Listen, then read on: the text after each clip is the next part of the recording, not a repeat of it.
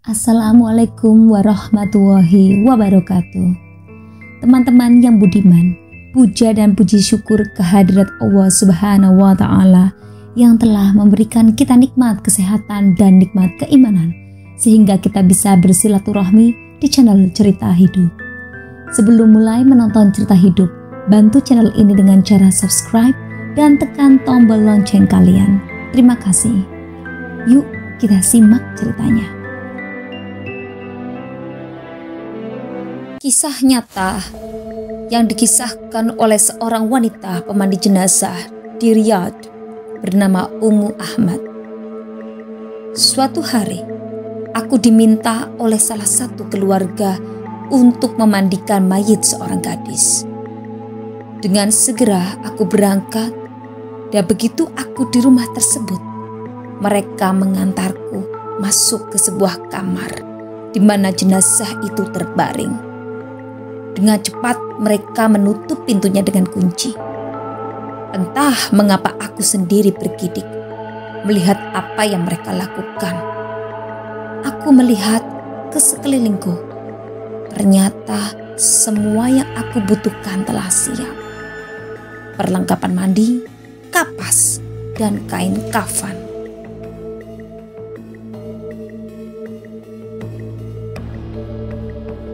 Dan mayat itu terbujur di sudut kamar tertutup dengan sebuah selimut. Aku mengetuk pintu kamar, berharap ada yang dapat membantuku melakukan proses memandikan. Namun tidak ada yang menjawab. Aku pun bertawakal kepada Allah dan menyingkap penutup mayat tersebut. Aku sungguh terkejut dengan apa yang kulihat.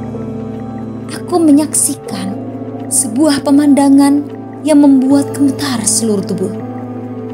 Wajah jenazah itu terbalik, tubuhnya mengering dan warnanya sangat hitam. Aku sendiri telah banyak memandikan jenazah. Sudah banyak yang aku lihat, namun yang seperti ini belum pernah aku lihat. Aku segera mengetuk pintu rumah itu dengan segenap tenagaku, berharap ada yang bisa memberikan penjelasan atas apa yang aku lihat. Tapi sepertinya tidak ada seorang pun di rumah. Aku pun terduduk berzikir, membaca bacaan zikir dan meniupkannya ke seluruh tubuhku hingga rasa takutku mereda. Allah pun memberikan pertolongannya kepadaku dan aku pun mulai memandikannya. Namun, setiap aku memandikan satu anggota tubuh, ia terlepas persis seperti sesuatu yang telah melembek dan busuk. Itu sangat merepotkanku. Hingga akhirnya, ketika aku selesai memandikannya, aku pun mengetuk pintu kamar itu dan memanggil-manggil mereka. "Tolong, bukakan pintu. Aku sudah menghafali mayat kalian." Aku dalam kondisi menunggu seperti itu cukup lama. Ketika mereka membuka pintu, aku segera bergegas meninggalkan rumah itu tanpa bertanya mengapa dan apa penyebab jenazah itu menjadi seperti itu.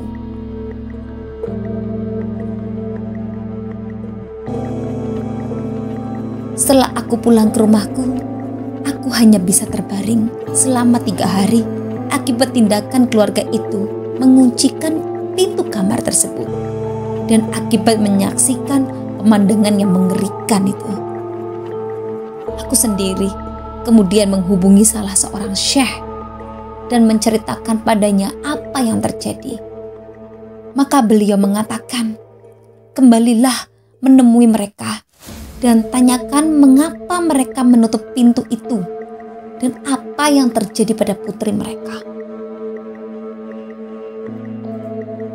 Aku pun pergi menemui keluarga itu kembali.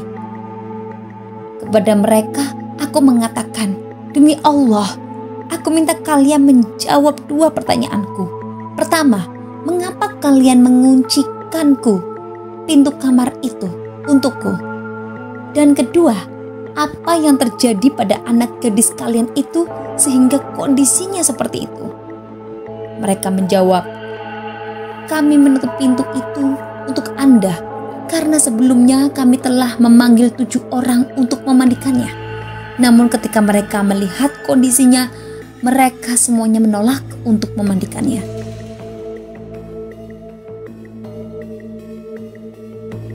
Adapun mengapa ia seperti itu? Ternyata selama hidupnya ia tidak pernah mengerjakan sholat dan tidak mau berjilbab.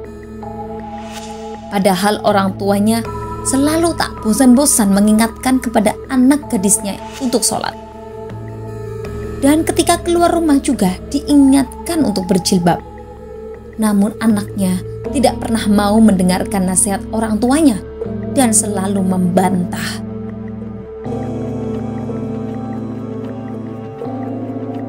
La haula wa la quwata illa billah. Seperti itu kondisinya, padahal ia belum lagi dimasukkan ke dalam kuburnya. Lalu bagaimana jika ia telah dimasukkan ke dalam kuburnya? Dan kelak saat ia berjumpa dengan Allah Azza wa Jalla. Manusia diciptakan sejatinya sebagai pemimpin di muka bumi. Misi penting ini dijalani dengan taat dan senantiasa beribadah kepada Allah Subhanahu wa Ta'ala.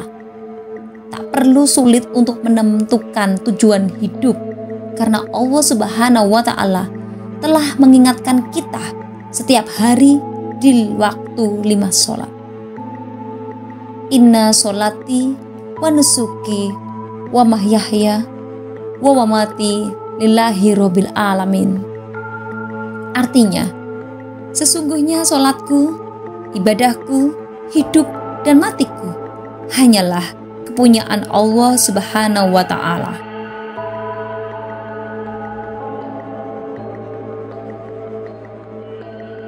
Semua dari kita adalah hamba.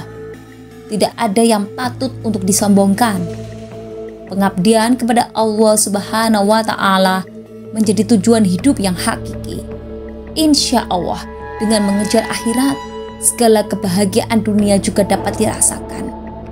Senantiasa melakukan amal soleh seperti taat beragama, senang melakukan kegiatan sosial, dan menebar manfaat untuk orang lain juga menjadi sumber kebahagiaan hidup.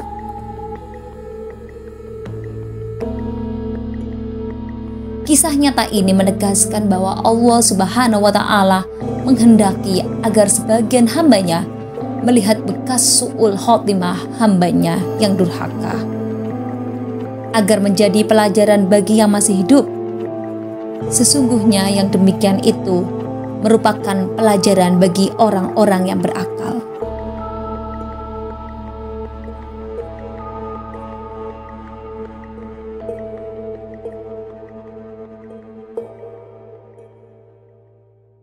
Bagaimana menurut teman-teman budiman? Jangan lupa tulis pendapat kalian di kolom komentar ya. Wassalamualaikum warahmatullahi wabarakatuh.